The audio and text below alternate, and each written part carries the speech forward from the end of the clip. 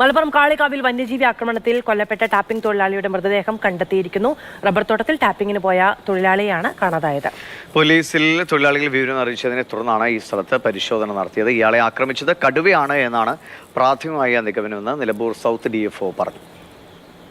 കാളികാവിലെ ഡത്ത് കടുവ തന്നെയാണോ ആക്രമിച്ചത്? ഒരു സ്ഥിരീകരണം ഉണ്ടോ? അങ്ങനെയാണ് ഇപ്പോഴത്തെ സ്ഥിരീകരണം. എങ്ങനെയാ സാറേ? അങ്ങനെയാണ് ഇപ്പോഴത്തെ ഇത് കടുവയാണെന്ന് സ്ഥിരീകരിക്കുന്നു അല്ലേ? നിഗമനം. ഡോക്ടർമാർ പരിശോധിക്കുന്നുണ്ട്. ഇംതിയാസ് വിവരങ്ങളുമായിട്ടുണ്ട്. ഇംതിയാസ് കരീം, വളരെ സങ്കടകരമായ ഒരു വാർത്തയാണ്. ഇപ്പോൾ എന്താണ്, ഏത് ജീവിയാണെന്നൊരു സ്ഥിരീകരണമായിട്ടില്ലെങ്കിൽ പോലും എപ്പോഴാണ് അദ്ദേഹം രാവിലെ ജോലിക്ക് ഇറങ്ങിയത്? എങ്ങനെയാണ് മറ്റേത് കണ്ടു നിന്നവരോ അല്ലെങ്കിൽ ഇതുമായി ചേർന്നവരോ നൽകുന്ന വിവരങ്ങൾ എന്തൊക്കെയാണ്? വിഷ്മണി, മാധു, സജി, സംഭവ സ്ഥലത്ത് ഇപ്പോഴും വലിയ പ്രതിഷേധമൊക്കെ നടക്കുകയാണ്.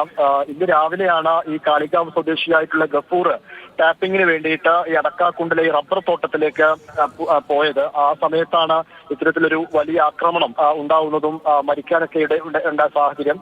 ആ സമയത്ത് ഈ ഗഫൂറിന്റെ സുഹൃത്തുക്കളും ഉണ്ടായിരുന്നു. സുഹൃത്തുക്കളിൽ പലരും ഇത്തരത്തിൽ ഒരു ജീവിയെ കണ്ടു എന്നൊക്കെ പറയുന്നുണ്ട്. അങ്ങനെ ഈ ആക്രമണത്തിന്റെ രീതിയും കഴുത്തിനേറ്റ മുറിവിന്റെ പാടും ഒക്കെ പരിശോധിച്ചതിന് ശേഷമാണ് ഇപ്പോൾ DFO തന്നെ, സൗത്ത് DFO ആയിട്ടുള്ള ദലിത് ലാൽ ഇതൊരു പ്രാഥമികമായിട്ട് കടുവയുടെ ആക്രമണമാണ് എന്ന് സ്ഥിരീകരിക്കുന്നത്. അങ്ങനെ ഒരു പ്രാഥമിക സ്ഥിരീകരണം വന്നതോടുകൂടി തന്നെ ഇപ്പോൾ അരുൺ സക്കറിയയുടെ നേതൃത്വത്തിലുള്ള 25-അംഗ സംഘം കാളികാവിലേക്ക് പുറപ്പെട്ടിട്ടുണ്ട്. പാലക്കാടാണ് അദ്ദേഹം ഇപ്പോൾ ഉള്ളത്. ഒരു ഉച്ചയോടുകൂടി ഈ സംഘം കാളികാവിലേക്ക് എത്തുമെന്നാണ് കരുതുന്നത്. അങ്ങനെ അദ്ദേഹം കൂടി എത്തിക്കഴിഞ്ഞാൽ ഡോക്ടർമാരുടെ ഒരു സംഘം ഇപ്പോൾ ഇവിടെ പരിശോധന നടത്തുന്നുമുണ്ട്. ഒരു ഔദ്യോഗിക സ്ഥിരീകരണം ആ പരിശോധന പൂർത്തിയായാൽ വരികയും ചെയ്യും. പ്രാഥമികമായി മനസ്സിലാക്കുന്നത് എന്തായാലും പ്രാഥമികമായി അധികൃതർ വിചാരിക്കുന്നു അല്ലെ ഇംതിയാസ്? അവിടെ കടുവയുടെ സാന്നിധ്യമോ കണ്ടതായിട്ടുള്ള പരാതികളോ അങ്ങനെ എന്തെങ്കിലും തരത്തിലുള്ള വിവരങ്ങൾ നേരത്തെ പുറത്തു വന്നിട്ടുണ്ടോ?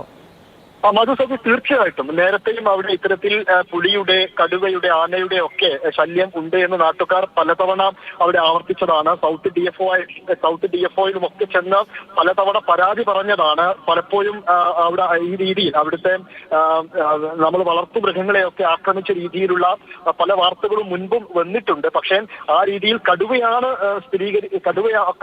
വന്നതെന്ന് സ്ഥിരീകരിക്കുന്ന രീതിയിലുള്ള സംഭവങ്ങളൊന്നും മുൻപ് ഉണ്ടായിട്ടില്ല. പക്ഷെ ഇദ്ദേഹത്തെ ആക്രമണത്തിന്റെ രീതി, കഴുത്തിനേറ്റ മുറിവിന്റെ പാട്, അവിടുത്തെ നാട്ടുകാർ പറയുന്നത്, ഇതെല്ലാം വെച്ച് നോക്കുമ്പോൾ വനംവകുപ്പും പറയുന്നത് ഒരു പക്ഷെ കടുവ തന്നെയാകാം ആക്രമിച്ചത് എന്നതാണ്. അതിന്റെ അടിസ്ഥാനത്തിലാണ് ഇപ്പോൾ അരുൺ സക്കറിയ അടക്കമുള്ള സംഘം അങ്ങോട്ടേക്ക് എത്തുന്നത്.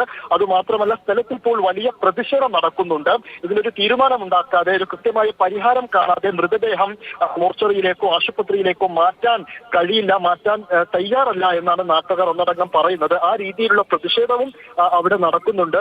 ഈ ടാപ്പിംഗിന് ഇദ്ദേഹം ഒരു 32 വയസ്സുള്ള ആളാണെന്നാണ്. സങ്കടകരമായ കാര്യമാണ്. മലപ്പുറത്തെ കാളികാവിലാണ് കടുവയുടെ ആക്രമണത്തിൽ നിന്ന് ഇപ്പോൾ പ്രാഥമിക നിഗമനം ഒരു ടാപ്പിംഗ് തൊഴിലാളി മരിച്ചത്. ആളുകളുടെ ഒരു പ്രതിഷേധം അവിടെ ഇപ്പോൾ നടക്കുന്നുണ്ട്.